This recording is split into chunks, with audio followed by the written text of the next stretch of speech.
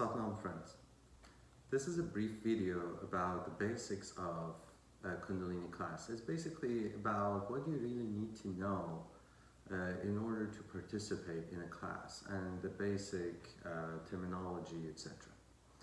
First of all, is what is Kundalini? A Kundalini is an energy that is stored in the base of our spine, and everybody has it. It's a potential that every person has it. Nobody's better than anyone else.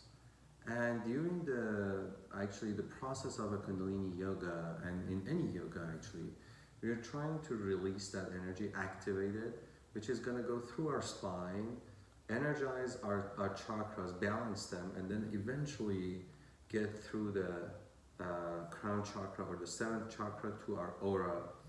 And basically the benefits, some of the benefits that I can name is balancing the glandular system and mood stability as a result, and strengthening and balancing the nervous system,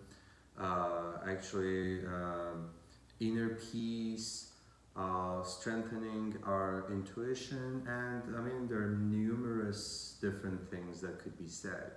But the inner peace part of it is actually encompasses everything else, because other than the physical health that is going to be a byproduct of stress relief, is going to cause you to be independent and basically bulletproof of whatever is happening outside. In Kundalini class, the way we sit basically is the easy pose or cross-legged.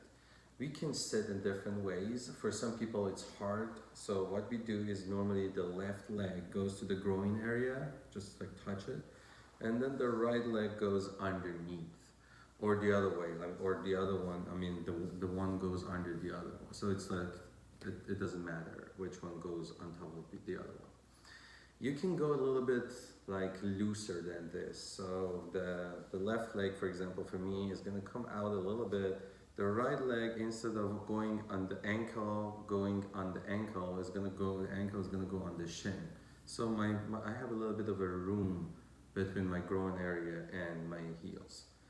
There is another looser way of sitting, is that you just basically stretch your legs, one of the legs, and the other one goes underneath the knee, and then you're going to bend the other knee just under the knee. So it's a little bit more of a space. So there are 3 different levels of spacing between your groin and your heels.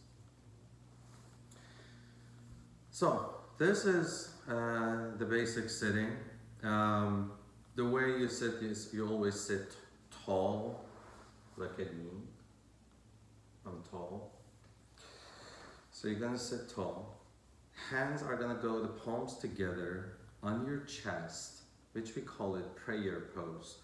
Remember, you have to sit in a way that you're stable.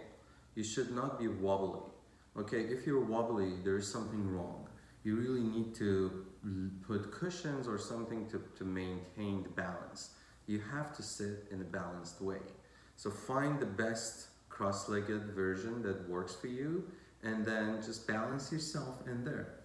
So you're gonna put your hands together in the prayer pose.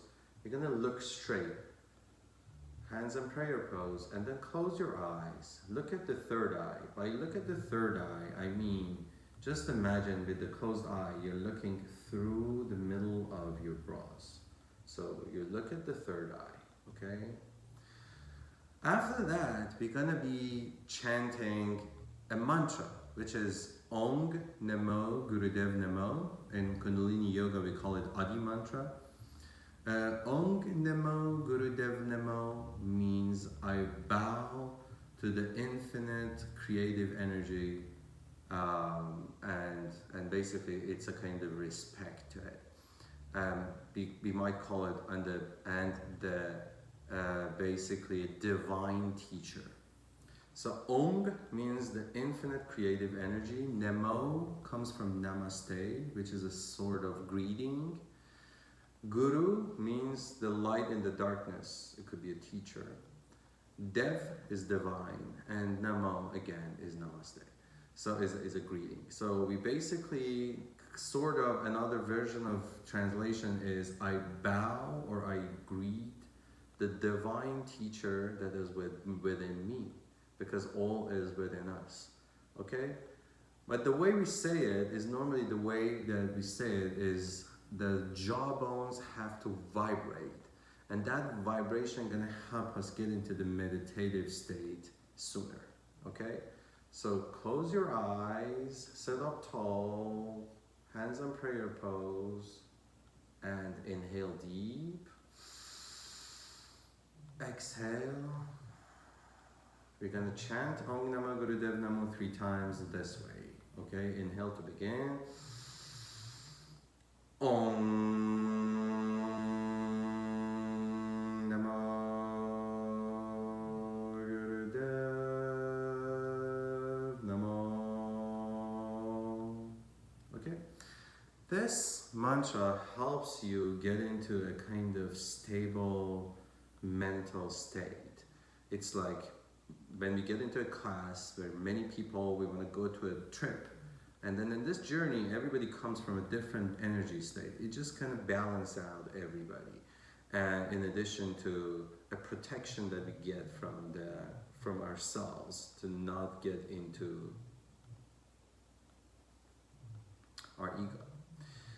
So the next thing after Gurudev Namo, we normally start a set of movements, which we call it Kriya, a set of asanas. Each asana is a movement. We're gonna have a video about asanas. And then after that, we're gonna get into Shavasana, which is the deep relaxation. And we're gonna allow the body get into the healing state and relax mode and settling the energy. And then we're gonna come back up and do the meditation. Like 90% of the classes is like that. There are very, very limited number of ones that is different a little bit. We're gonna get to it when we get to it. Okay, we're gonna get into the next pose that is very common in Kundalini Yoga class, which is called the rock pose or Vajrasana. Okay, is actually sitting on both legs like this, you know. Look at that. I'm gonna be sitting on both heels. Okay, for some people it's very hard to do that because of the knee problem or whatever they have, or kind of not very flexible body. What you can do is you can put a cushion, a blanket, or whatever, or even a block, and sit on it like that. Okay, it's gonna help you out. Sit in Vajrasana or rock pose much better. Another name for cross-legged is Sukhasana. Okay, so just get familiar with these names. After that, we're gonna get into the breathings. We have 2 different types of breathings in Kundalini Yoga. Now we get into the breathings. The breathings that we use in Kundalini class, there are numerous type of them.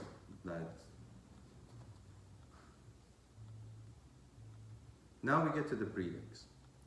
There are many different types of breathings in the Kundalini class, but the main 2 breathings that are normally used are long, deep breathing and breath of fire. Long, deep breathing is actually breathing, starting to breathe from the base of the navel. Like from the navel point, you start filling up your lung, and then you go in the middle, and then you get to the top of the chest, and then exhale all the way out. Try to empty your lung with your diaphragm. Just squeeze the lungs out. So this is basically the long, deep breathing. It's not that difficult. Breath of fire, on the other hand, is a little bit tricky. There are equal inhale and exhales that you basically do in a kind of faster pace. I would say like 2 or 3 per second, like this.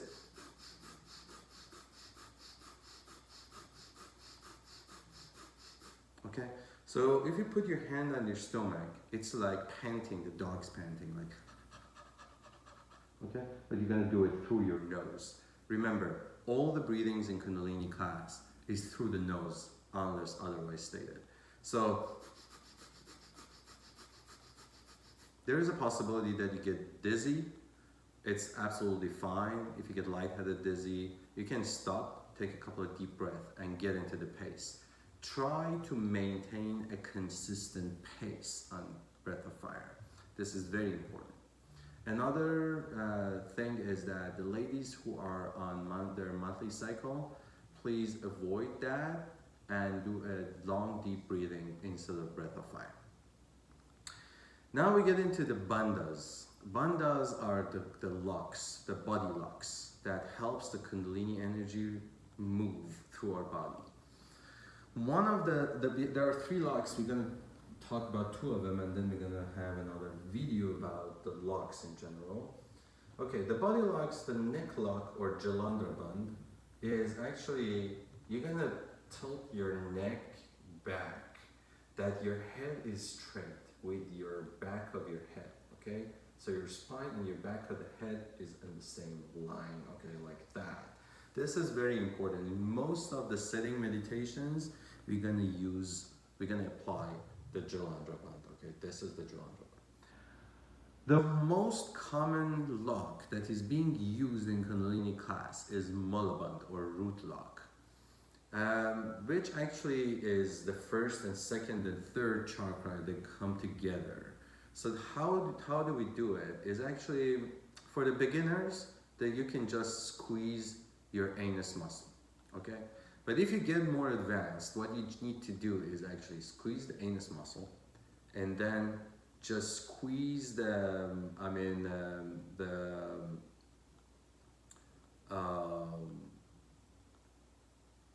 sexual organs and the navel point. So for the beginners, you just squeeze the anus muscle. For more advanced yogis, you can squeeze the anus muscle, pull up, and then you can pull in the sexual organs and also the navel point. You squeeze and push it down. So all 3 of them, they're just gonna get together. And what it does is actually, it's like a nuclear kind of process. And you just combine the 3 energies, and the 2 energies of prana and apana, the elimination energy and the life force together, and then create the heat necessary for Kundalini to be released and activated. So these are the 2 locks, and finally we're gonna close the class with a song. It's very simple and it's very sweet, called Long Time Sunshine. So it's, may the long time sun shine upon you, all love surround you, and the pure light within you guide your way on. And the way we do it is like this. We're gonna sit again like the beginning, sit up tall, hands in prayer pose to your chest, close your eyes, look at the third eye, inhale deep, and we begin.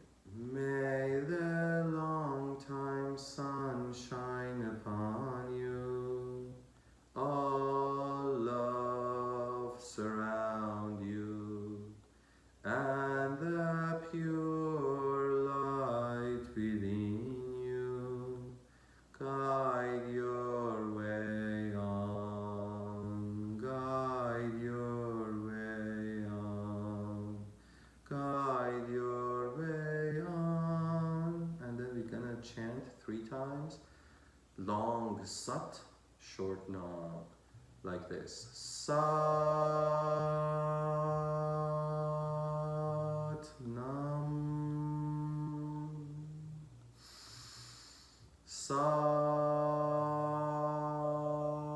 nam, sat nam.